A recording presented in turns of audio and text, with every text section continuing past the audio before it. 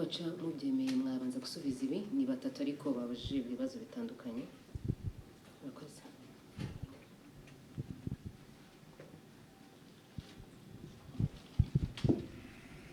Murakoze cyane ku bibazo. Kampere ku cya Madame Scovia, ngira ngo nabashimire cyane ko mukurikira ibitangazwa na NEC kugira ngo mudufashe gukomeza kubigeza ku banyarwanda ndetse no kunoza ahakwiriye kunozwa. Nkuko wari ubivuze, mu gihe cyo kwiyamamaza umukandida agomba intego imwe aba afite ni ukugira ngo agire abayoboke bazamutora, kandi abikora mu buryo bwubahirije amategeko, asobanura imigabo n'imigambi ye mu rwego rwo kugira ngo yumvishe ibyiza azaniye abanyarwanda mu kugira ngo batere imbere, bava aho bari bagane ahandi. Nta cyaha rero kirimo cyo kugira ngo umunyarwanda wiyamamaza cyangwa umukandida abashe kuganiriza abo yifuza ko bamwumva imigabo n'imigambi ye. Ingingo ya 29 yo mu mabwiriza yo mu itegeko ivuga ko birabujijwe mu gihe cyo kwiyamamaza cyangwa kwamamaza gukora ibintu bikumira bikurikira hagamijwe guhindura cyangwa kugerageza guhindura imitekerereze y'ugomba gutora. So kuri iyo ngingo aho igisobanurwa cyangwa cyari cyifujwe ko gisobanurwa ahangaha ni biriya bikurikira umukandida ashobora gukoresha kugira ngo ahindure imitekerereze y'uzajya gutora. Ari byo gukoresha umutungo wa leta, ari byo gutukana cyangwa gusebya undi mukandida, ari byo gukoresha gutanga ruswa cyangwa gukoresha ruswa, ari byo gushingira kwivangurura cyangwa amacakubiri. Ahangaha icyo bisobanura nuko muri iyi ngingo ariyo yari yashatse gusobanurwa muri ririya tangazo, ikiburamo nuko biriya biri munsi nibyo bibuzwa kugira ngo ubikoreshe nk'umukandida uhindura imitekerereze ukoresheje ivangura iryo ari ryo ryose. Kwavuga uti Scovia buriya ntabwo duturuka mu gace kamwe ntimuzamutore, ubuhinduye ya mitekerereze ya wa wundi ugiye gutora mu buryo bubi. Ukoresheje ruswa, umuha ruswa kugira ngo umuhindure imitekerereze ye y'uwo yari gutora ukoresheje ruswa. Muri ya ngingo ya 29 nicyo twashakaga kuvuga. Ukoresheje ububasha uhabwa ku mutungo wa leta, ukaba ufite imitungo ya leta ugenerwa n'amategeko, ariko wowe ukayikoresha kugira ngo ubashe mu cyongereza njya twabyita nko influencing, kubikoresha kugira ngo wa wundi ugiye gutora umukure kuri wa mukandida wenda gutora, ariko wakoresheje ikitemewe n'amategeko. Ahangaha rero niyo yari intego. Icyabuzemo twisegura nuko itafashwe yose uko yuzuye ngo igiye ku itangazo, hakaburamo ko ibyo biri munsi nibyo bibujijwe. Naho ubundi nyamuneka umukandida yemerewe kwiyamamaza, yemerewe gusobanura imigabo n'imigambi ye kugira ngo abashe kugira abazamutora. Turabashimira rero kuba muba mwakurikiye kugira ngo munadufashe nk'abashinzwe gusobanurira abanyarwanda akaba twibeshyeho gatoya kagakosorwa, kandi turaza kubikora. Turabibashimiye cyane. Icya kabiri mwari mutubajije ni ibijyanye n'abakandida n'abifuzaga kuba abakandida twakiriye. Tubanje tunabashimire, twongere dushimire abifuje kuba abakandida, tugatangirana urugendo rwo kugira ngo buzuze ibisabwa. N'inzira ya demokrasi, n'inzira ya demokrasi ko buri munyarwanda wese wifuza kuba yatorwa akayobora igihugu abyemerewe.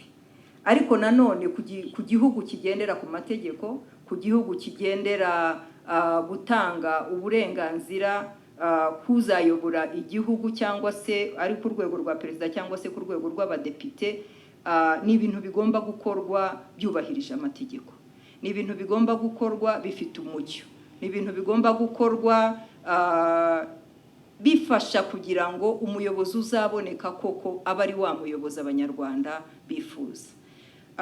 Muri ibi ngibi rero tukaba hari amategeko yashyizweho, itegeko ngenga rifite ibisobanuro bijyana n'abakandida, abifuza kuba abakandida bigenga, abifuza kuba abakandida bahagarariye imitwe ya politiki. Scovia arakoze cyane kubaza iki kibazo kugira ngo twongere tunasobanure, tunamara impungenge abanyarwanda ndetse n'abo bakandida, tunababwira yuko komisiyo ibereyeho kugira ngo ibafashe, ibereyeho kugira ngo ibafashe muri urwo rugendo, ariko nanone ibereka ibisabwa. Ntabwo yafata uruhande rumwe ngo ireke urundi kuko byose bisabwa n'amategeko. Tukaba rero twaraganiriye dushingiye ku mategeko, cyane cyane reka nibande kubigenga nk'uko mwarimu bimbajije. Abakandida bigenga nyuma y'uko dutangaza igikorwa ko gitangiye, abifuza bagannye komisiyo, ariko nanibutse yuko mbere y'icyo gihe, muri cya gihe cy'imyaka 5 cyangwa 7 yari irangiye ya manda, abanyarwanda bose bari bazi ko hazagera igihe cyo kuhaba amatora, cyane cyane uwifuza kuzajya kuba umukandida. Uwifuza kuba umukandida nemera yuko aba afite n'ubwo bushake bwo kubimenya kuruta n'undi munyarwanda wese, kubera ko agomba kumenya, aba afite icyambere, aba yiyumvamo ko ashaka kuzaba umuyobozi muri iyo manda izakurikira. Ntabwo rero ategereza wa munsi nyirizina akaba aribwo atangira kwitegura, yitegura ahandi. Nyango nabonye hano turi kumwe na Nangwe arabizi, no mu bihugu bindi duturanye itora rimwe rirangira irindi ritangira, bantu batangira kwitegura amatora. Ahangaha rero icyo nashaka kuvuga nuko ari imitwe ya politiki ishaka kuziyamamaza, ari umukandida ushaka kuziyamamaza, abafite bwa bushake, abafite kwa kwitegura. Icyo kintu cyo kwitegura rero ni ikintu gikomeye, ariko natwe nka komisiyo tukaba dufite inshingano yo gusobanura ya mategeko n'amabwiriza.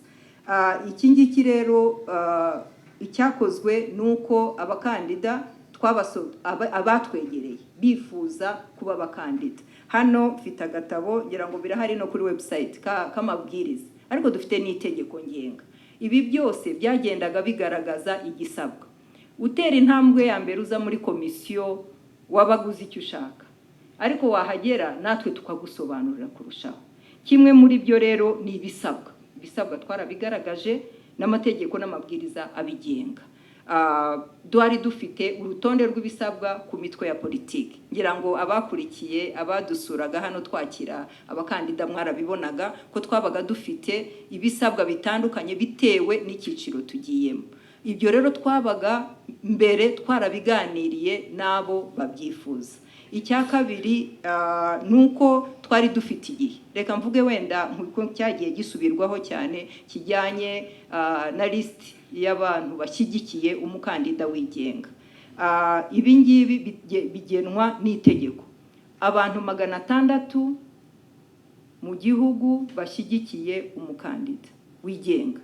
Abantu 12 muri buri karere bafite indangamuntu, bafatiye indangamuntu muri ako karere, ariko nanone bazatorera muri ako karere. Muti nukubera iki? Ndashimira abanyamakuru benshi kuko bagiye banabisobanura. Nukubera yuko imitwe ya politiki muzi yuko iba yaraciye mu rugendo rwo kugira ngo yemerwe nk'umutwe wa politiki wemewe mu gihugu. Hari ibyo basabwa nabwo baba barabyushuje. Icya kabiri nuko baba bafite nabo bayoboke. Umukandida wigenga rero nawe nk'umuntu uzaza kuyobora abanyarwanda, ibiki twabonaga nibura yaba afite nuko yaba afite abantu 12. Murumva ko atari abantu benshi. Rwa rugendo rw'imyaka 5 witegura kuba umuyobozi, nta kuntu bisobanuka ko wabura abantu 12 nibura, kuko ushobora kugera na 30 muri ako karere witeganyiriza. Ibi rero twarabisobanuye, twabiganiriye n'abakandida, icyo twumva twakurikije ni amategeko n'amabwiriza ndetse na nyuma yo gutangaza by'agateganyo ibyashingiweho ibyo twasabye nuko ababyifuza baza tukabibereka kandi baraje benshi kandi twarabibasobanuriye benshi baranabyemeye abatarabyemeye buriya turi abantu iyo biterwa nuko wakira ikintu ariko inama twabagira nuko batacika intege igikorwa by'amatora biba bihari buri gihe ariko ntabwo komisiyo yari gukora ibitemewe n'amategeko ku kindi twashaka kwibutsa ahangaha nta nubwo ari ba bantu 12 gusa niba mwarakurikiye dutangaza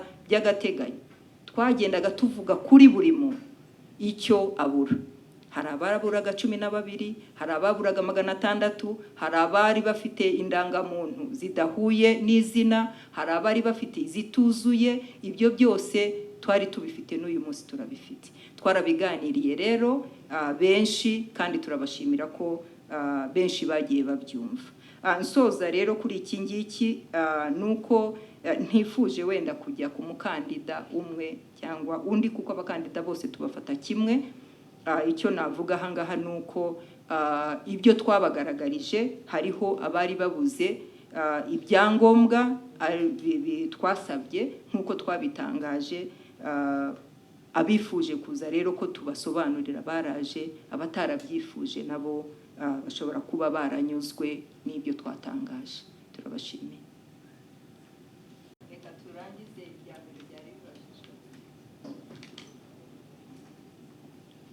Murakoze reka nyuremo vuba kubera umwanya ku bibazo byabajijwe na Christine n'abandi babiri ku bijyanye n'ikoranabuhanga. Christine yabaje atari ko twiteze iki mu bijyanye n'ikoranabuhanga tuzakoresha iki. Navuga ko atari ukubyitega ahubwo byatangiye gukoreshwa dutegura aya matora. Tumaze hafi imyaka 2 tunoza ibintu by'ikoranabuhanga. Hari system nshya twashyizeho turimo tu developer igeze kuri koreshwa twifashe n'izindi nzego zishinzwe ikoranabuhanga mu gihugu cyacu. Navuga rero ibintu bitandukanye duhereye ku list y'itora mwarabibonye uko twakoraga list y'itora mu myaka yashize y'amatora siko twayikoze ubu. Uko abanyarwanda bakoresha ikoranabuhanga ntabwo ariko barikoreshaga ubushize cyane ndashaka kuvuga buriya buryo bw'umuntu kwireba ko ari kuri list y'itora, kureba imyirondoro ye no kuba yakwiyimura igihe bibaye ngombwa. Ubundi ntabwo twabikoraga kuriya, haba gukoresha telefone haba no gukoresha mudasobwa. Navuze abanyarwanda bari hanze umubare munini wabo wiyongereye kubiyandikishije ku list y'itora. Ahanini niryo koranabuhanga twakoresheje ubu ridasaba umunyarwanda utuye hanze y'u Rwanda guhaguruka hatuye kugira ngo ajye muri ambasade kwiyandikishayo. Twashyizeho uburyo bw'uwo munyarwanda ugira igihe cyo gutora wuje ibyangombwa kuba yakwiyandikisha ku list y'itora bitabaye ngombwa ngo haguruke afata indege cyangwa imodoka cyangwa n'ibindi ajye muri ambasade nk'uko byari bisanzwe bikorwa. Ubwo ni uburyo bumwe bw'list y'itora twashyizeho ikoranabuhanga. Ibindi twakoze nahoze mvuga indorerezi z'amatora. Ubundi indorerezi mvamahanga, indorerezi z'abanyarwanda kugira ngo zemerwe bagombaga kuza muri komisiyo y'igihugu y'amatora bagafata impapuro bakazuzuza bakazidusubiza tukazisuzuma tukabasubiza cyangwa ntitubasubize tubemerera. Ariko ubu ntabwo ari ngombwa.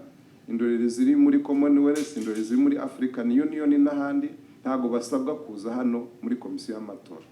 Twashyizeho link ikoresha ikoranabuhanga ku buryo umuntu abisaba tugasuzuma ubusabe bwe nka komisiyo y'amatora tukanamusubiza dukoresha ikoranabuhanga.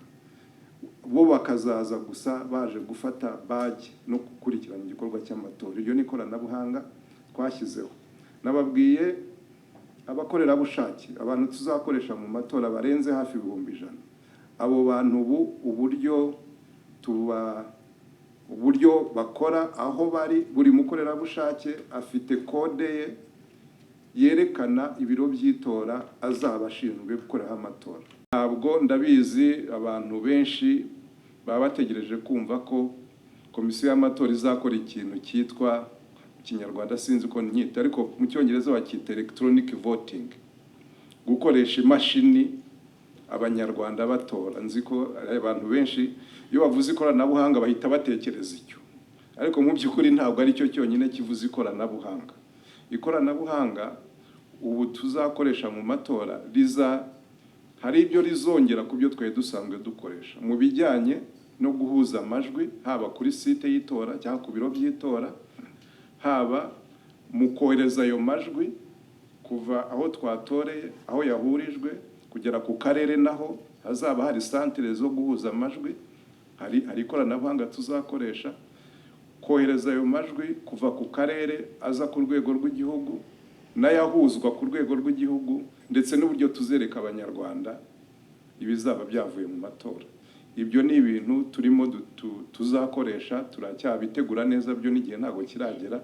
Ibyo biri muri system nshya mu Cyongereza ubu dufite yagiyeho dutegura aya matora, yitwa Rwanda Election Management Information System. Iyo ni system nshya twashyizeho, tumaze iminsi dutegura muri iyi myaka 2 ishize, kandi tugenda dutegura uko tugeze ku gikorwa runaka. Muri make rero ntabwo ari ibyo dutezweho, ahubwo twarabitangiye. Ibijyanye no gukoresha imashini zibarura cyangwa biriya bya electronic voting, byo ntabwo twari twabigeraho. Tugenda dukora kimwe ku kindi, kimwe gihe ikindi, tuniga, tunagira n'ibyo twigira ku byo dukora, ariko tunigira no ku bandi ibyo bakora. Bimwe na bimwe usanga iyo bihuse cyane biteza n'ibibazo mu matora, kandi twebwe ntabwo ari cyo twifuza mu matora yacu. So icyo nicyo kwibijyanye n'ikoranabuhanga navugaho. Abiyamamaza yarabajije ati iyo barenze ku mabwiriza cyangwa ku mategeko bigenda gute? Hari amategeko n'amabwiriza biteganya, ubundi ntabwo tubyifuza ko hagira urenga ku mategeko n'amabwiriza, niyo mpamvu biba byasohotse. Ariko icyambere turakomunika, tuvugana n'uwo bireba. Niba yiyamamaje atubahirije amategeko, tuvugiye yatanze gahunda yo kwiyamamariza, ntabwo ariho yagiye, cyangwa kwiyamamaza yarenze kuri biriya bavuze, turabimenye, hari uburyo tubikurikiranamo.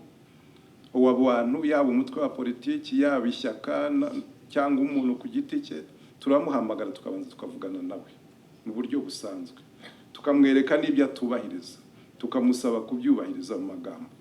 Itegeko riteganya ko uwo muntu yo yakomeje, habaho noneho kumwandikira, kwandika noneho ibaruwa cyangwa inyandiko isobanura iki n'iki ntabwo cyubahirijwe, byubahiriza. Yari umuntu ku giti cye, ashobora gukurwa mu biyamamaza. Nubwo twamwemeje, dushobora kumukura kuri kandidatire nka komisiyo y'amatora. Yari umuntu uturutse mu mitwe ya politiki, uretse ko imitwe ya politiki buriya niyo yamamaza, ntabwo ari kuri lisiti yabo. Ariko niba ari umuntu uri kuri lisiti y'imitwe ya politiki, nawe nuko bigenda, tunyura muri iyo nzira, kumenyesha umutwe wa politiki mu magambo, mu nyandiko, bikaza kurangira niba bidakosotse dusabye umutwe wa politiki gukura uwo muntu uri kuri lisiti yawo mu bakandida bawo. Batabikora, komisiyo y'amatora ifite uburenganzira bwo kubikora. Ariko ibyo byose ni extreme, ubundi nta nubwo byari byabaho mu Rwanda, kandi ubu ntabwo ari bwo bwa mbere tugiye muri ibikorwa byo kwiyamamaza.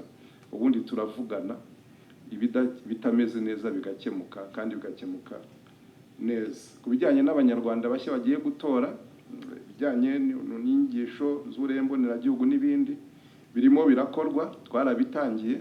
Ariko cyane cyane abo batoya, abanyarwanda bakiri bato, niyo mpamvu twahinduye ubu n'uburyo bwo gukominika nabo no kubigisha. Ubundi twari dutekereza ko turi bukora inama, turi batumize mu mahugurwa bakaza. Ariko muri iki gihe abo banyarwanda bakiri batoya benshi barahuze, bahugiye mu mirimo yabo n'ibindi. Niyo mpamvu dukoresha itangazamakuru nk'iri, niyo mpamvu dukoresha imbuga nkoranyambaga, kandi ngira ngo mwabonye ko uburyo bwo kubikoramo byahindutse tugereranyije n'uko twabikoragamo. Ni nayo mpamvu tubona n'uriya mubare ugenda wiyongera w'abatora. Twebwe ni kimwe mu bipimo cyerekana ko uburyo dukominika n'abo bantu butanga umusaruro bitewe n'uburyo bitabira ibi bikorwa bitandukanye by'amatora. Inzego z'ibanze nanone harababajije ibibazo bitandukanye, yaba Radio 10 yaba ndetse na Karisiti avuga dukorana dute, dukorana neza. Buriya komisiyo y'amatora irigenga mu mikorere yayo, ni ku itegeko nshinga ribiteganya, ni ku itegeko riyishyiraho, niko riteganya, ariko mu kwigenga kwayo ikorana n'izindi nzego. Ikorana n'izindi nzego, by'umwihariko dukorana na Minisiteri y'Ubutegetsi bw'Igihugu ku buryo bwa hafi, kubera ko abanyarwanda batora bariya tuvuga bayoborwa na Minisiteri y'Ubutegetsi bw'Igihugu, yaba minisiteri ubwo na ba ministers barimo, yaba ba governors, ba mayors n'abandi. Dukorana umunsi ku munsi, buri cyumweru kuwa gatatu wa buri cyumweru dukorana inama nabo, tubibutsa ibijyanye n'amatora, tubibutsa inshingano zabo, aho zihera naho zigarukira. Kandi ngira ngo mwarabibonye igihe cyo gusinyisha bano bakandida igihe basinyishaga, ngira ngo uburyo mwabikurikiranye n'uburyo byakozwe, uburyo bano bayobozi b'inzego z'ibanze babyitwayemo, uburyo bafashije bano basinyishaga, ntabwo ariko byagendaga kera, hari ibyahindutse. N'ubu rero mu byo tumaze iminsi tuganira nabo, n'ubu tukiganira nabo, ni ukubereka umukandida yasabye aho agomba kwiyamamariza, abifitiye uburenganzira, uwo mukandida abifitiye uburenganzira bwaho. Ariko niba umukandida asabye kwiyamamariza ahantu hatemewe, hari uburyo umuyobozi agomba gukominika n'uwo mukandida, ndetse byaba ngombwa komisiyo y'amatora ikaba yabizamo niba hagati y'umukandida n'uwo muyobozi hari ibyo batumvikanaho. Ariko icyo navuga ubu ikihari ni uburyo bwa communication, uburyo bwo gukorana, n'uburyo bwo kuvugana umunsi ku munsi, kandi twizeye ko n'abayobozi bacu ibi barabisobanukiwe. Abayobozi burya nabo barakura, uko igihugu gikura, imiyoborere ikura, n'abantu bari muri ubwo buyobozi barakura. Ntabwo twagereranya wenda ibyo abantu babonye mu myaka 7 ishize ngo tubigereranye n'ibyo muri uyu mwaka ngo tuvuge niko bizagenda. Twebwe turabizeza ko atari ko bizagenda, dukurikije ingamba ziriho, dukurikije uko tuganira, dukurikije n'abakandida kuko nabo twaganiriye nabo. Rimwe na rimwe harubwo tureba uruhande rumwe ntiturebe n'urundi.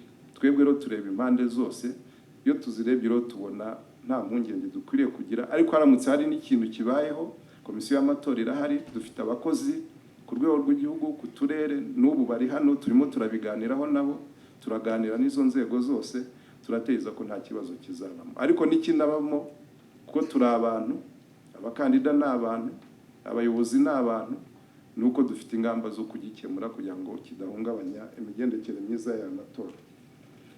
Ndumva nari nsobanuye n'ibya Radio 10 byarabajije intonde. Buriya kwiyamamaza bikorwa mu buryo bwinshi. Twebwe muri komisiyo y'igihugu y'amatora, abakandida batugejejeho gahunda baziyamamarizaho bose, kugeza ubu bose baduhaye amatariki naho baziyamamariza. Ariko nanone ntago bigarukiraho, bagomba no kumenyesha ubuyobozi bw'akarere nk'uko babivugaga. Buriya rero hari icyo tutavuze, wenda mugenzi wanjye komiseri wenda atavuzeho, nuko abakandida bashobora kwiyamamaza ku giti cyabo cyangwa bakagira abamamaza, barabyemerewe mu gihe abo babamamaza bamenyekanishijwe mu nzego za komisiyo y'amatora, inzego z'ibanze.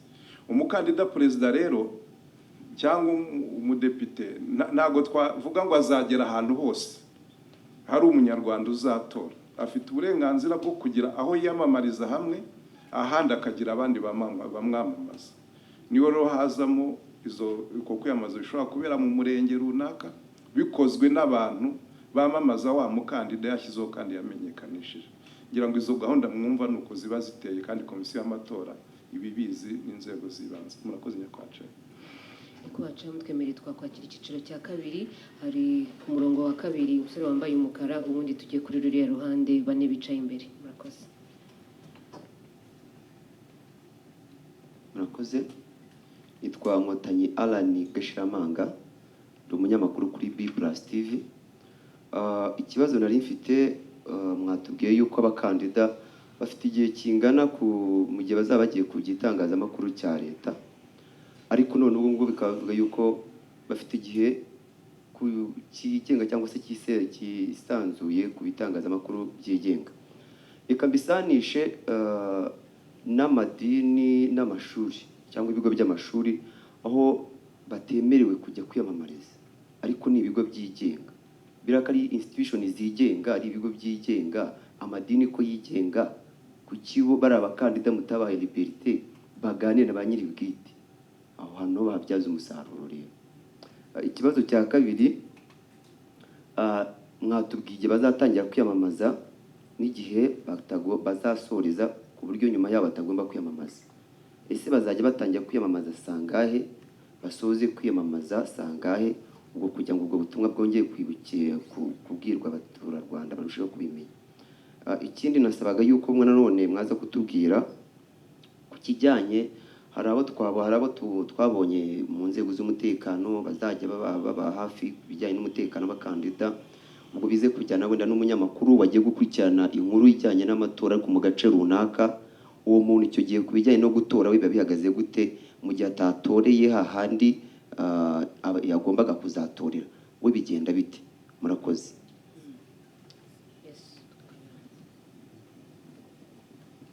Hanyuma buri wese yajya abaza kimwe kugira ngo tubashe guhana ijambo. Murakoze. Murakoze. Nitwa Jean de Dieu, ndi umunyamakuru wa igihe.com. Nashaka kubaza SG, navuze ko hari indorerezi mumaze kwakira 267 ngira ngo ndashaka kubaza ese ni abaturuka he mu Rwanda cyangwa ni hari ibihugu byamaze kugaragaza ko byifuza kohereza indorerezi mu matora, ubwo muratubwira ibihugu ibyo ari byo. Hanyuma nicyo bivuze kuba tugifite uwo mubare, twifuzaga ko barenga 1000, haracyari 200, wenda nibyo harabura iminsi 20, ariko bivuze iki kuba dufite umubare ukiri mutoya? Ikindi nashaka kubaza, turabagarukaho neza. Murakoze. Nitwa Jean-Ben, umunyamakuru wa Nyarwanda. Ubwo mwari muvuze ko dufite ikibazo kimwe, kamitemo igikomeye. Murakoze. Muri iyi minsi tumaze igihe tubona indirimbo zitandukanye z'abahanzi zigaruka ku matora, harimo n'izigaruka ku bakandida. Ndibaza nka komisiyo y'igihugu y'amatora mumaze kwakira indirimbo zingahe? Ese hari izo mwagiye musubiza inyuma? Izo mwakiriye mwagiye mushingira ku ki? Impamvu mbaza ibi ni uko mu kwiyamamaza kugiye gutangira tuzumva ibihangano byinshi cyane by'abahanzi. Ndagira ngo mutubwire izo mwakiriye, izo mwasubije inyuma, cyangwa se n'izo mwakiriye mwashingiye ku ki? Murakoze. Murakoze cyane. Nitwa Christian Abayisenga, ndi umunyamakuru wa Isibo TV and Radio. Ku itariki 16 twagiye twakira bamwe mu bakandida perezida mu biganiro byacu, barimo bavuga ibijyanye n'uko batanze kandidatira. Rumwe mu bakandida wavuze ko higeze gutegurwa ikiganiro mpaka ku bakandida perezida, tujya tubona n'ahandi bagahurira nko kuri televiziyo y'igihugu, kigeze gutegurwa, ariko noneho we ngo yari kukitabira n'undi mugenzi we kandida perezida, undi wagombaga kuza yohereza komiseri, haravuga ati no twakwiye guhurira ahangaha twese nk'aba perezida, ntiyakitabira. Tuyo tubaze rero nka komisiyo y'igihugu y'amatora ifite mu nshingano gutegura no kuyobora amatora, mwaba mujya mutekereza kuri ibyo biganiro mpaka kugira ngo abakandida perezida bavuge ibigwi ndetse n'intego zabo? Ikindi ndabaza, igihe umukandida ataziyamamaza mu rusengero ariko mu rusengero bakamwamamaza, nabyo azaba ari amakosa yakoze? Murakoze. Murakoze. Kurikiyeho. Murakoze. Nitwa Eugene Anangwe. Reka nanjye nkomereze ururimi abagenzi banje batangiriyeho. Mu matora ashize hari bamwe ba ambasade banenze cyangwa baravuze nabi ku processes mukoresha zo kuhitamo abakandida bujuje cyangwa batujuje ibisabwa. Muri amatora y'iki gihe n'iki mushaka kubabwira, cyane cyane abantu batuye hanze cyangwa bakunda kuvuga nabi ku matora y'u Rwanda, bakavuga ngo nta matora ari hano, ni ikinamico gusa? N'iki mubabwira? Kandi nabasaba maybe mubasubiza mu rurimi bumva. Urakoze. Nyakubahwa Chairperson, mutwemereye mwaba musubije ibibazo babajije. Akoze cyane. Ndagerageza kwihuta kuko ndabona hari abantu benshi bafite ibibazo. Ale ku bijyanye ni impamvu ibitangazamakuru bya leta byagaragaye ko mu Rwanda byifuza ko ndetse na komisiyo y'igihugu y'amatora bigizemo uruhare ni ukugira ngo nibura na wa wundi waba adafite ubushobozi agire naho nawe yagira aho ahurira n'itangazamakuru cyane cyane ryandika cyangwa rivuga. Tukaba tunashimira yuko icyo cyagiye mu itegeko kandi kiremerwa, bahabwa rero uburenganzira bungana, ariko ntabwo bibujijwe yuko yaza mu bitangazamakuru byanyu byigenga bitewe n'ubushobozi bwe. Icyangombwa nuko yubahiriza amategeko n'amabwiriza nk'uko twabivuze, atagiye gusebanya, atagiye konona imigabo n'imigambi y'undi mukandida. Ngira ngo nicyo mwari mwifuje kumenya. Gutangira kwiyamamaza bitangira saa moya bikarangira saa 12 za nimugoroba. Ariko nk'uko twabivuze, haramutse hari impamvu imwe cyangwa indi yatumye bitinda gatoya, nabwo byaba byaganiriwe hagati y'uwiyamamaza n'ubuyobozi bw'akarere. Ibi ni ukugira ngo ari n'abo baturage bagira umwanya wo gusubira mu ngo zabo, ariko nanone tutihisha mu ijoro ngo abantu bajye kwiyamamaza mu ijoro mu bintu wenda byaba bitafututse neza. Umunyamakuru gutora, abanyamakuru ni icyiciro cyihariye dutindaho cyane, bafite uburenganzira cyane cyane babandi bazaba bamaze kwemezwa na Rwanda Media Council Commission, baba bahawe uburenganzira bwo gukurikirana amatora. Abo ngabo bemerewe gutorera aho uwo ushobora kutabuzi n'uyu munsi aho uzajya. Komisiyo rero iteganya yuko yajya kumugereka agatora. Abanyamakuru rero ntihazagire ucikanwa ari mu kazi, yemerewe gutorera ari hose, niyo yaba atiyimuye icyo gihe ashyirwa kumugereka, kubera ko ashobora kugera n'icyo gihe wenda umuyobozi w'igitangazamakuru uyu munsi ataragena aho azajya, nawe ntiyamenya ko azajya kwiyamamariza. Wenda ibyo nsiga yes na mugenzi wanjye baraza kunyunganira.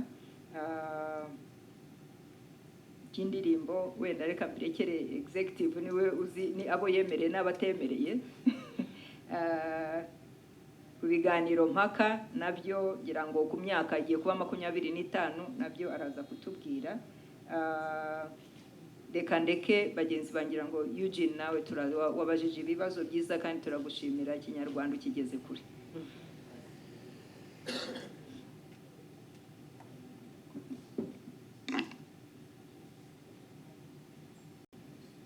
Reka nkomereze aho byari bigeze. Ku byo Nkotanyi yabajije ku bijyanye n'ibitangazamakuru bya leta ndumva babisobanuye. Komisiyo y'igihugu y'amatora mu itegeko ryayo rigenga no mu itegeko ngenga ifite ububasha bwo gukurikirana ko igitangazamakuru cya leta cyahawe uburenganzira cyangwa umwanya ungana abakandida bose. Hano yo tuvuze itangazamakuru cya leta turavuga RBA hakoreshejwe platforms zayo zose, zaba radio, zaba televiziyo, zaba na platforms zindi zose ikoresha.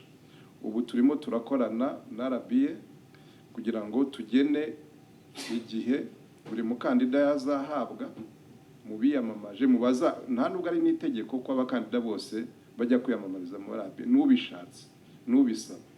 Itegeko riteganya ko umukandida ushatse kwiyamamaza mu gitangazamakuru cya leta yandikira ubuyobozi bwa RBA hasigaye nibura iminsi 5. Murumva nta nubwo ari n'itegeko. RBA yakira ubyifuje. Iyo tumaze rero kubona ayo mabaruwa, kuko uwandikiye RBA aha kopi komisiyo y'amatora kugira ngo imenye ko umukandida yanabisabye. Twebwe na RBA ubu turimo turategura igihe kizagenera buri muntu, niba ari kuza kuvuga kuri radio cyangwa televiziyo, niba ari itangazo n'ibindi, kugira ngo nabyo biho, kuko RBA ntabwo igiye guhagarara. RBA zakomeza ikore ibyo yakoraga ntabwo igiye mu kwamamaza cyangwa gufasha abakandida kwiyamamaza. Ibyo bizaba, ariko RBA nayo ikomeze inshingano zayo. Turimo rero turabitegurana, by'umwihariko komisiyo y'igihugu y'amatora none kubera ko wenda tudafite iyo tekinisite cyangwa ubushobozi bwa monitoring, mu abanyamakuru murabizi murabiturusha, twifashishije ikigo kibimenyereye kibikora kizadufasha kugira ngo dukurikirane koko niba abakandida biyamamariza hariya muri studio n'abiyamamariza kuri hariya batumenye, kuko ntabwo ari byo muri studio gusa, n'abiyamamariza hariya mu giturage nabyo RBA ifite inshingano yo kubikurikirana, kandi niba hari amakuru itanze ku mukandida umwe ifite n'uburenganzira cyangwa n'inshingano zo kubikora ku bindi. Kiro turimo turagitegura kandi kizagenda neza. Turi mu bikorwa bya nyuma ku bitangazamakuru byigenga ce yabivuzeho, ibyo ntabwo tubijyamo nka komisiyo y'amatora, ni hagati y'umukandida n'icyo gitangazamakuru, uburyo ajyayo, uburyo babikoramo, ibyo basabana ku ruhande rumwe cyangwa urundi ntabwo bitureba, nta nubwo dushinzwe no gukora monitoring yabyo. Gusa icyo dushinzwe ni ukureba ko iryo tangazamakuru ryigenga cyangwa irya leta nanone ridakoreshejwe nabi mu gihe cyo kwiyamamaza, ibyo bavuze hariya bitubahirizwa. Ibyo gutora kw'abanyamakuru bayivuze, Jean de Dieu yavuze iby'indorerezi z'amatora, navuze umubare, kambanze mbere ku yasa nk'avuze ko umubare ukiri mutoya, navuze ko bari ari bo tumaze kwemerera. Ababisabye ni benshi kurusha bariya, hari uburyo bikorwamo, hari ibisabwa, ni kimwe na biriya by'abakandida, byose bifite amategeko n'amabwiriza bigenderaho. Ntabwo umuntu apfa kuba indorerezi, hari ibisabwa, hari inyandiko dusaba, hari kwerekana ko yaturutse mu kigo runaka gisanzwe kibikora. Ibyo rero hari abo baranababwiye nabo kugeza nimugoroba twemereye, ariko hari n'abandi benshi n'ubu babisaba, kandi tubona umuco niba ari mwiza niba atari mwiza, tubona abantu basaba ibi bintu ari uko bahagararira mu byumba by'itora. Bo ntabwo tubita indorerezi, tubita abahagarariye abakandida. Buriya abakandida rero uretse abo baba baturutse hirya no hino, na buri mukandida afite uburenganzira bwo kugira umuntu umuhagarariye mu cyumba cy'itora n'aho tubarurira amajwi kugira ngo akurikirane ibyo komisiyo y'amatora ikora mu bijyanye n'amatora. Abo rero nabo mu byo twamenyesheje abakandida batanze kandidatire, nabo muri iyi minsi iri imbere bazatanga babahagarariye kugira ngo icyo gikorwa kigende neza. Ibihugu baturutsemo ntabwo naje hano nabyanditse, ariko icyo nababwira muri bariya 267 nababwiye, harimo abaturutse hanze baturutse mu bigo bitandukanye bageze kuri 61. Ntabwo rero nshaka hano kugenda mvuga ngo baturutse mu gihugu runaka cyangwa iki, ariko tumaze kwemerera baturutse muri iyo miryango itandukanye. Muri baranavuze harimo abagera kuri 61 kugeza nimugoroba, ko niyo raporo nari mfite.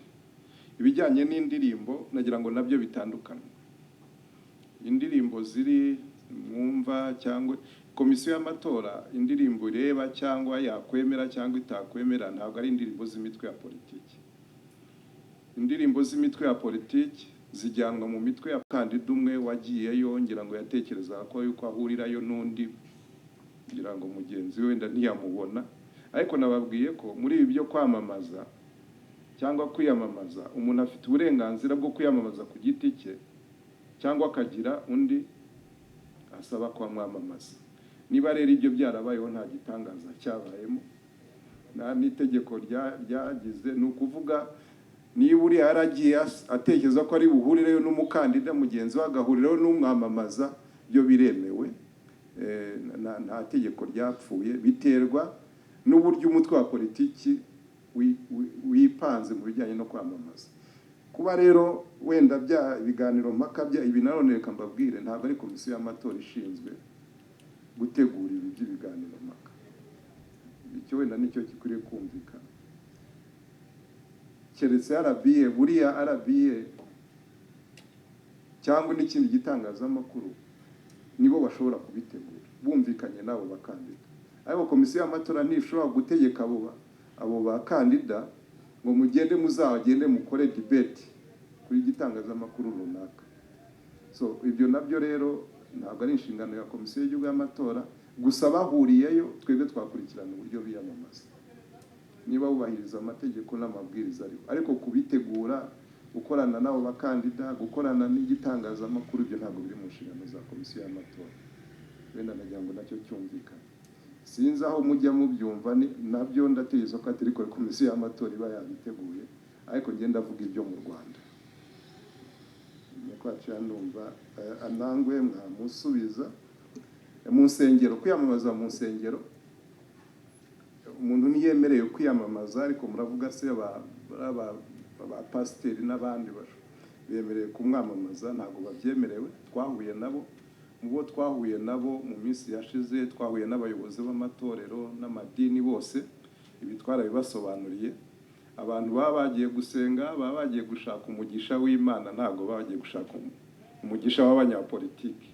So nibyo bikorerwa rero mu rusengero, ni nabyo barantu twabasabye ko bazajya bakora, kandi batwije ko bazabikora. Murakoze. Murakoze. Nabonaga uwabajije icyo kibazo sa nkaho wenda ubwaraza kongera nabona umwanya, ariko kuri icyo ngicyo cy'uburyo bwo kwiyamamaza nk'uko Yesu yarabivuze, n'abakandida ubwabo ndetse n'itangazamakuru, uburyo gishobora kuba cyaganiriye n'abo ngabo kikababwira uburyo cyumva message yatambuka neza kurushaho bakabyumvikanaho. Ariko nta tegeko ririho, wenda ibyo tubona mu bindi bihugu hanze niba babikora gutyo ko ari ngombwa nako mu Rwanda bikorwa, ngira ngo ibyo ngibyo tubirekera abakandida kugira ngo bo si bibi kureba iby'ahandi byiza, ariko twebwe nka komisiyo ngo Yesu yarabize naho tugarukiye. Anangwe, thank you so much for representing. I don't know if you are representing them or not, but you are from the media.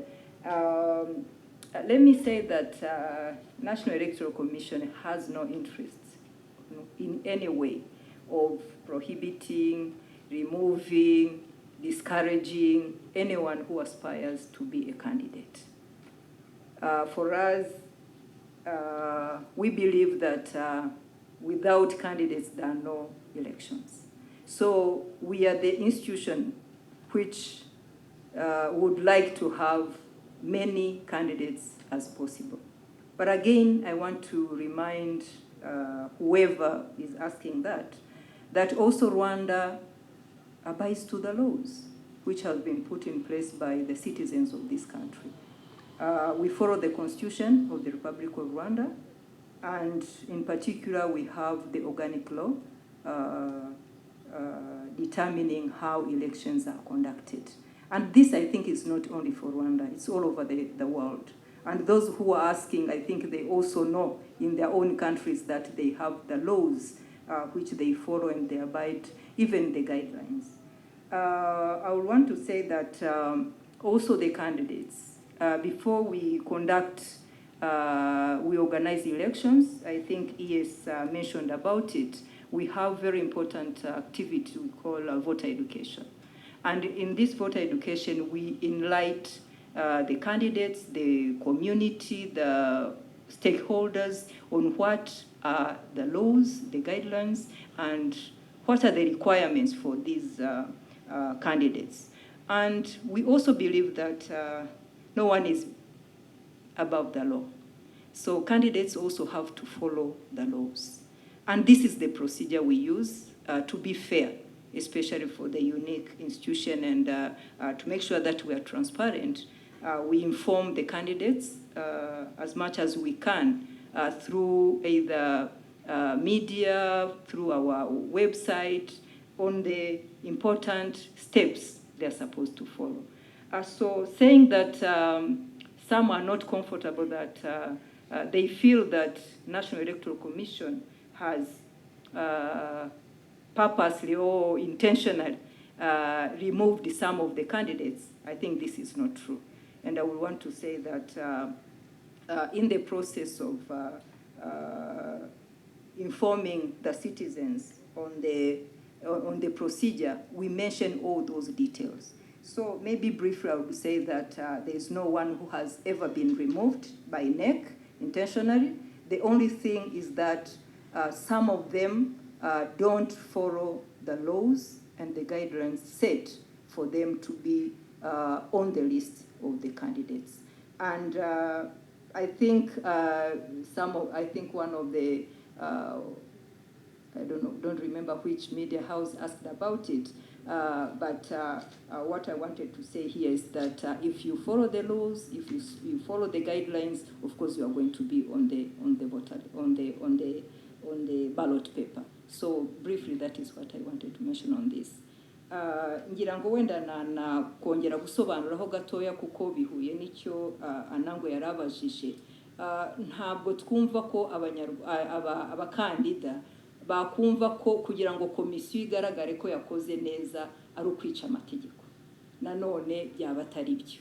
Komisiyo yubahiriza amategeko ikanasobanura kuko ibijyanye n'uburere mboneragihugu bushingiye ku matora ni nacyo gikorwa cya mbere dukora kugira ngo bacyumvikane. Wenda munyemereho gato hari akantu gatoya kagiye kanavugwa wenda nakumbonereho umwanya kugasobanura kuko binahuye n'ibi ngibi byo kumva ko hariho wenda abo komisiyo iba yiteguye gukura muri uru rugendo, aho usanga hari n'ababazaga bati se twebwe komisiyo ntiyaduhaye ibikoresho byo kugenda tureba. Ariko ngira ngo mwese aho mwicaye ahangaha ushatse ko nkusinyira kuri rwa rutonde ugashaka kumenya ko ndi kuri listi y'itora kuko nacyo cyasabwaga ukoresha telefoni yawe.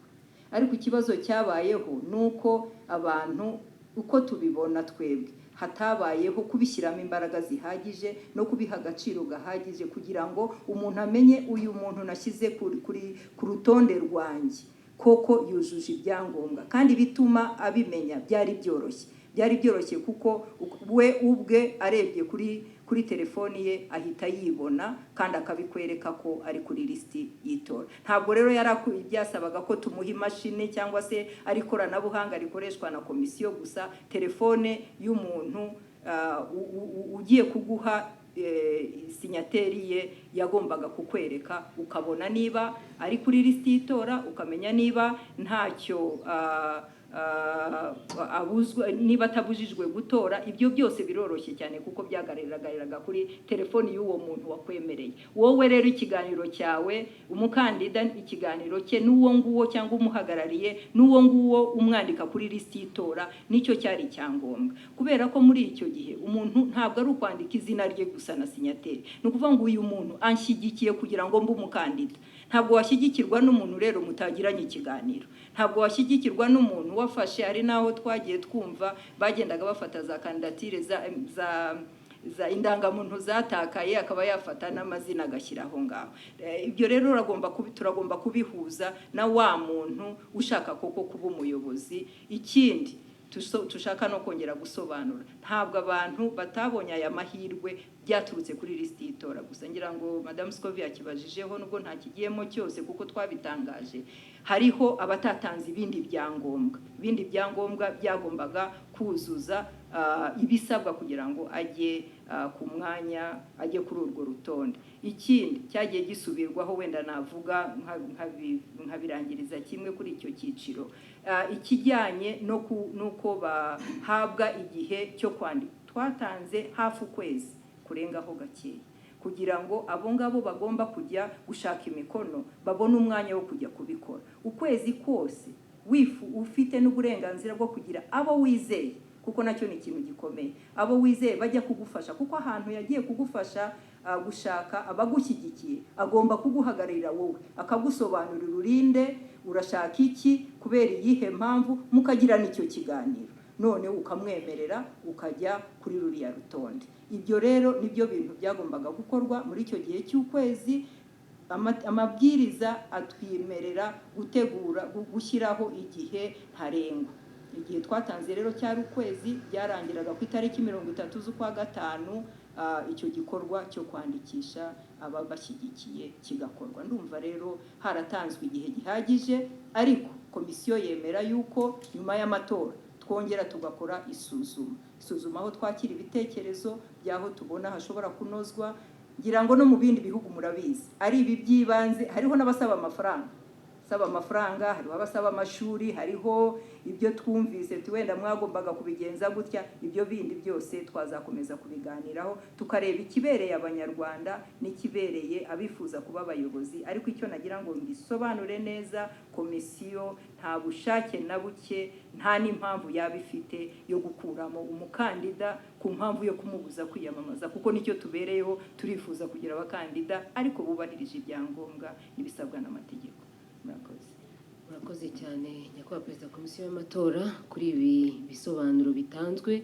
Ubu mwanya twari twihaye w'ikiganiro warurangiye, ariko twagira ngo tubabaze niba twafata icyiciro kimwe.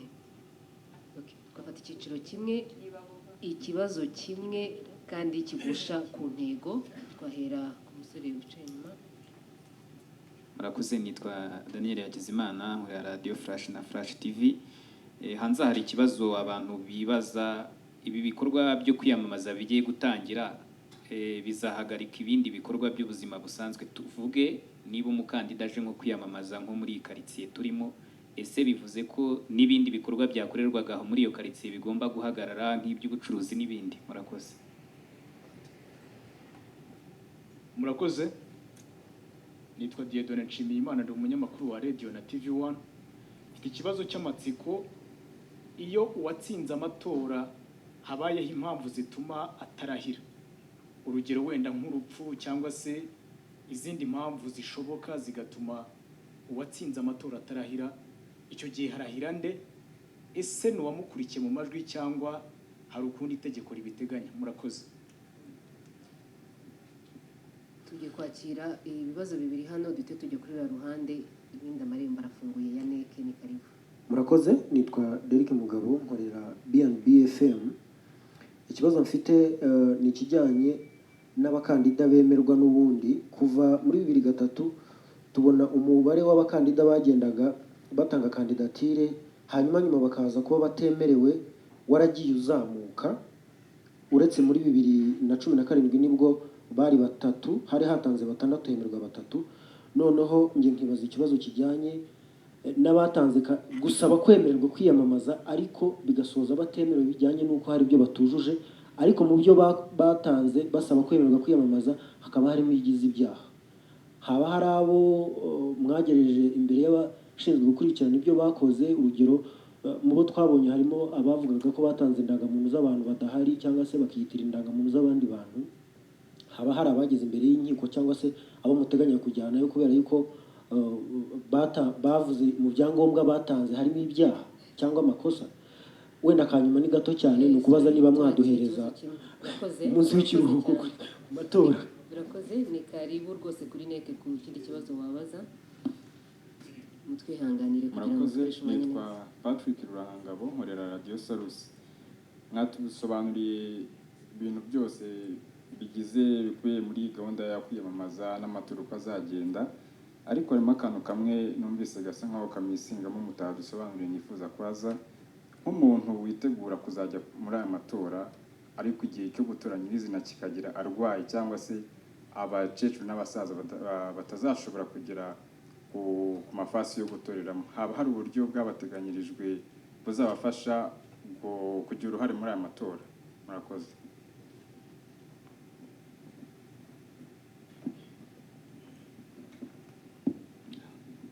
Murakoze, nitwa Christophe Karenzi, nkorera RFI Swahili. Ningeomba niulize swali mwenyekiti tafadhali, kwa sababu wanazungumza Kiswahili. Swali langu ni kuhusu kampeni ambazo za uchaguzi zinaanza rasmi Jumamosi tarehe 22 mwezi huu wa Juni. Nipe mtazamo wenu kuhusu tume ya uchaguzi, hususan wale ambao wana tatizo au changamoto za kwenda katika kampeni lakini wapata matatizo, na kuna baadhi waliokuja walisema kwamba kuna hitilafu fulani walikuwa nazo, labda stakabadhi fulani. Sijui ungeongea vipi, utueleze kwa kifupi. Lakini jambo la lingine, hasa swali ambalo ni gumu kidogo, ni kuhusu hawa Wanyarwanda ndugu zetu ambao wako nchi jirani, hususan hizi nchi ambazo ni jirani ambazo zina usalama mdogo. Nazungumzia kuhusu DRC, Jamhuri ya Kidemokrasia ya Kongo na Burundi. Hivi najiuliza hao Wanyarwanda ambao wako kule na wangependa labda kushiriki katika uchaguzi watafanya namna gani? Najua hatuna mabalozi kule, lakini kuna charge d'affaires. Wale ambao wangependa kufanya uchaguzi watafanyaje? Je, Kongo watakuwa nakuja Rwanda kuchagua halafu wanarudi nyumbani? Ndio swali hilo ambalo ningependa kuuliza, na wengi wangependa labda kujua. Asante. Murakoze. Nitwa Ibarushimuhwe Bihoyiki Keve Christian, nkorera televiziyo ya BTN. Ngiye kubaza ikijyanye n'uburyo abakandida baziyamamaza hanze bafashwe wenda na Minisiteri y'Ububanyi n'Amahanga kugira ngo naho batorwe, ariko reka nkihorere.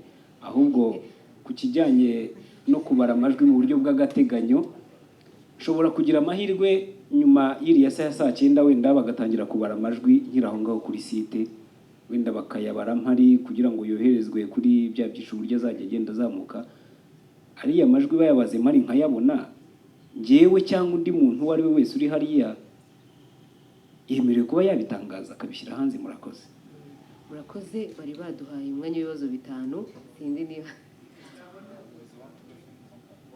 hari ikibazo kiri gutuma umuntu atagenda rwose atakibajije. Murakoze. Nitwa Edmund Kagire, nkorera Keti Press. Cyanjye impamvu nifuje kukibaza nyuma ngira ngo kirera muri future, igihe bahuzaga amatora y'abadepite na perezida wa repubulika, Chairperson yatubwiye ko bijyanye no guhuza uko mu karere bikorwa. Irebye mu karere hano muri requirements abakandida batanga nko ku mwanya wa perezida, hari ishyirwaho kijyanye wenda n'amafaranga kugira ngo umukandida runaka depose, ngira ngo nta nubwo asubizwa niyo ajya ku rutonde cyangwa atagiyeho.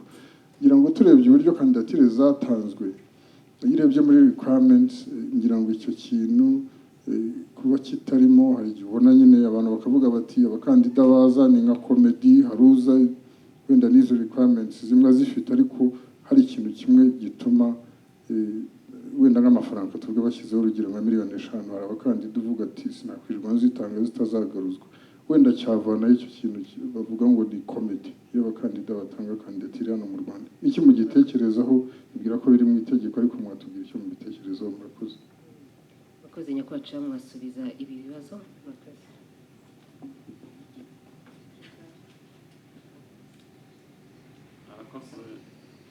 Narakoze nyakubahwa Chairperson.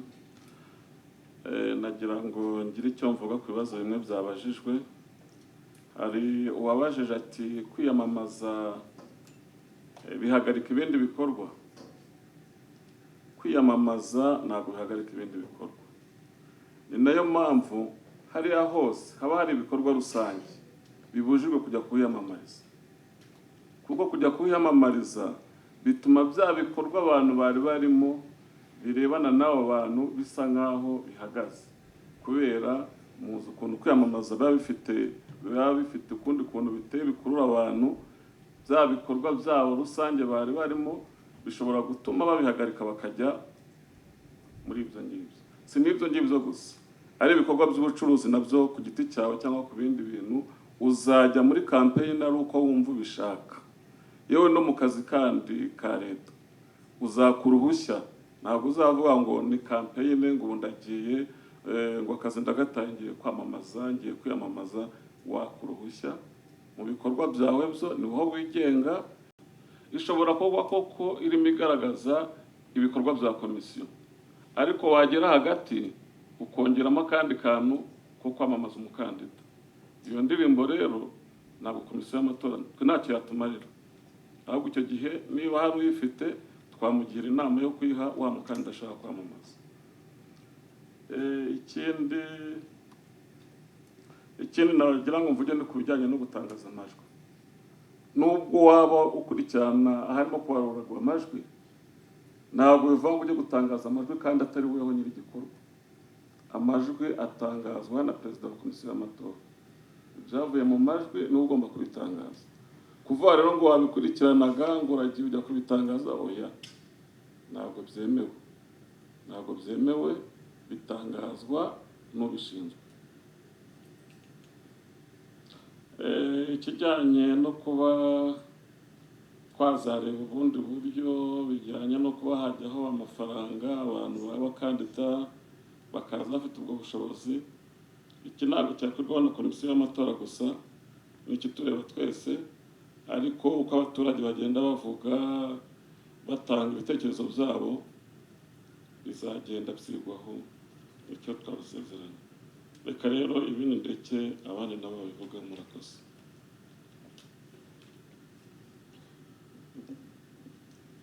Reka mvuge ku bya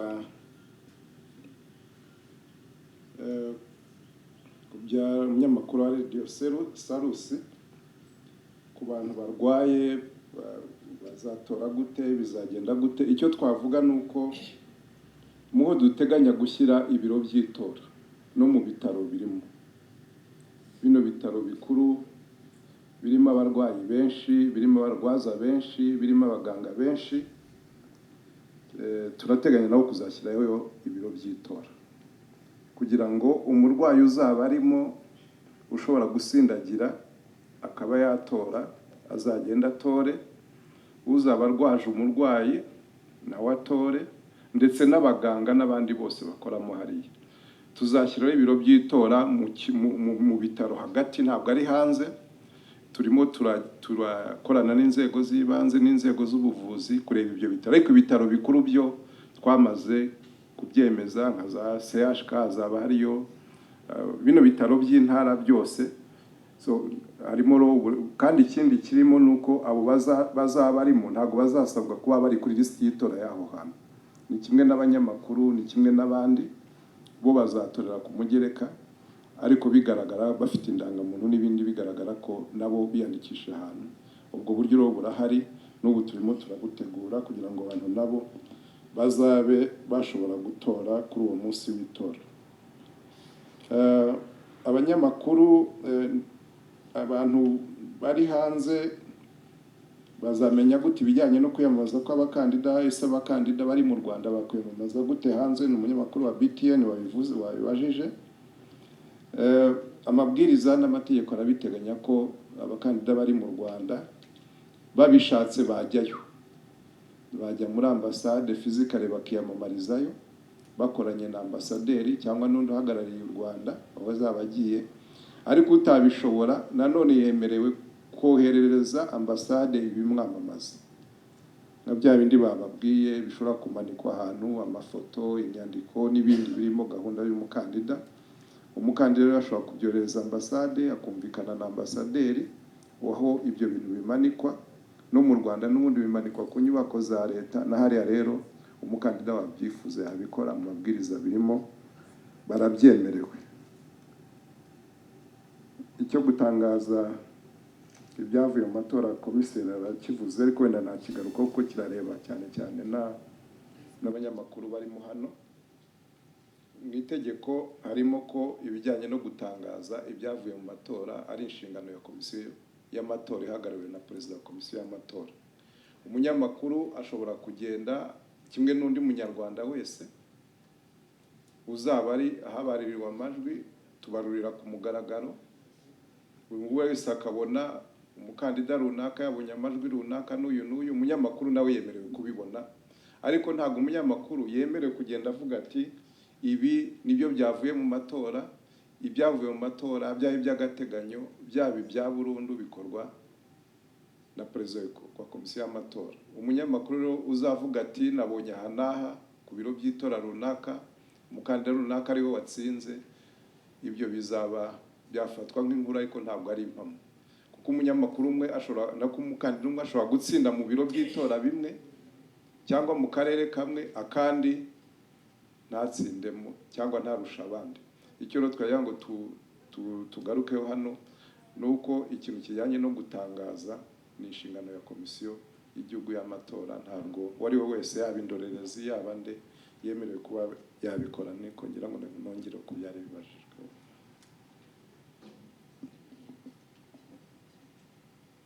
Ndagira ngo hari abakomiseri batwunganira tune kugaruka. Komiseri Judith.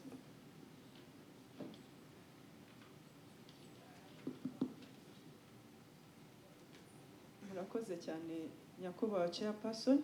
numvise hari ikibazo ahari kimwe cyabajijwe kitashubijwe, niyo mpamvu nari nsabye ijambo.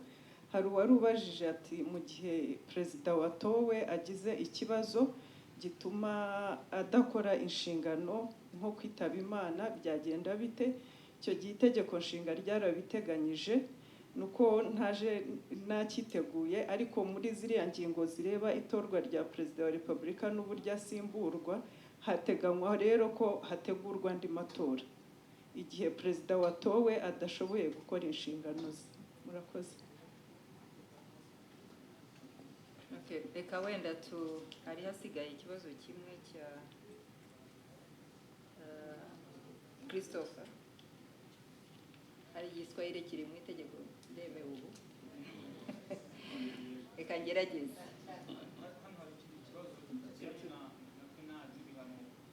Okay. Turaza kugisubira. Nashukuru kwa swali lako. Kampeni za uchaguzi kama ulivyosema zinaanza tarehe 22 mwezi huu wa 6. Vyama vya siasa pamoja na wale ambao wanataka kushika nafasi hizi kwa njia binafsi, tumekuwa tukiongea nao, na tunafurahi leo kwamba tunao ambao wanawakilisha vyama vya siasa, lakini pia tuna wale ambao wamekuja kwa njia binafsi. Na kampeni hizi za uchaguzi ni kampeni ambazo ni za muhimu sana. Ndio maana leo tumependa tukutane na wanahabari ili tuweze kuwataarifu ni wapi tumefika katika maandalizi yote ya uchaguzi katika shughuli hizi. Kama ulivyosema, nafikiri hata mwenzetu Anangwe na wengine wameuliza swala hili, na ningeomba kwamba hata nyie kama watangazaji sana sana wanaotoka Rwanda muweze kuwa huru kusema ukweli wa mambo haya, kwa sababu hatuoni ni sababu gani ambapo hizi zinaitwa changamoto, lakini sisi hatuoni kwamba ni changamoto. Hakuna mtu yeyote ambaye anaweza kusema kwamba kutaka kuwa rais ni kitu rahisi. Nafikiri unanielewa. Rais ni nafasi ambayo ni nafasi muhimu, ni nafasi ambayo raia wanakutegemea kwa mengi. Na nafikiri tunaamini kwamba yeyote anataka kuwa rais inabidi kwanza ajue rais ni nani. Rais anatakiwa kufanya nini? Constitution yetu inasema nini kuhusu rais? Rais ni mtu ambaye au ni kiongozi, na ni nafasi ambayo ni nafasi ya muhimu sana, ambayo sio nafasi ya kuchezea. Na ndio maana katika miswada yote tunayotayarisha, iwe ni mswada ambao unaendana na matayarisho ya uchaguzi, tunaelezea kwa kina, na pia tunaingia ndani kuelezea, tunatoa mwongozo ambao unatakiwa ufuatwe ili huyu anayetaka kuwa rais aweze kuingia katika changamoto hii. Kitu cha pili ni kwamba tunawasaidia. Tuna kipindi ambacho tunachukua muda wa kutosha kuweza kutoa maelezo au mafunzo kwa hawa wote wanaotaka kuingia katika nafasi hizi. Siwezi kuamini kwamba kuna yeyote ambaye anaweza kusema kwamba amesikia siku hiyo ni nini kinachotakiwa kuwa mbunge, ni nini kinachotakiwa ili uwe rais. Kwa hiyo hivi ni vitu ambavyo ni vitu vya muhimu, ambapo nchi kama yetu ambayo ni nchi ambayo imepitia katika matatizo tofauti kwa miaka iliyopita ya uongozi, ni kitu ambacho hatuwezi tukachukulia kirahisi. Ni kitu ambacho tunatakiwa tuelezee raia, lakini na yule ambaye anataka kuwa kiongozi achukue muda wake wa kuweza kuelewa sheria zinasema nini. Ni muhimu sana kwamba afuate sheria. Nataka kusema hapa kwamba hakuna sisi kama kitengo kinachosaidia, hakuna mtu yeyote ambaye amezuiwa kuweza kuchukua nafasi hiyo ya kuweza kujaribu na yeye bahati yake au kufuata hayo yanayotakiwa. Kitu cha pili ninachotaka kusema hapa ni kwamba kama ulivyosikia ni kwamba ni watu 600. Tandukana na babandi babesha ababona ishwadil bamaze kugeza benshi ku nzozi zabo. Ni leo aya mahirwe mboneka rimwe ntagucike. Ubu ushobora kubona akazi cyangwa kuminuriza byoroshye mu bihugu nka Canada na Amerika ubifashijwemo na Neo Travels. Izi nzobere zigufasha kandi kubona visa, inguzanyo yo kwiga no kubona amashuri meza muri Amerika n'Uburayi. Si ibi gusa, kuko ushaka no gutembera, kubona akazi no gukora business, byose babikugiramo neza kugeza ubonye visa. Kabya inzozi zawe zibimamo hamwe na Neo Travels. Ku bindi bisobanuro wabahamagara cyangwa ukabandikira kuri nimero ubona kuri ekara yawe. Neo Travels, amahirwe yawe kuri inshuro ari imbere yawe.